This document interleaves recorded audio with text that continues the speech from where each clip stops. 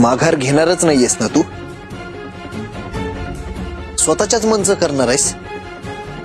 तुम्हाला माझं उत्तर माहितीये. कशाला तेच तेच सारखं विचारताय?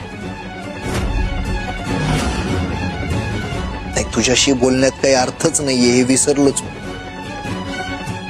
कर, तुला काय करायचंय ना ते कर. त्याआधी हा काढा पिऊन घे. बस माझ्या घरासमोर काही बरं वाईट व्हायला नको तुझं.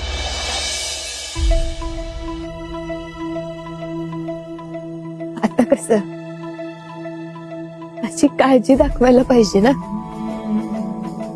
आणि एवढंच जर तुम्हाला वाटतंय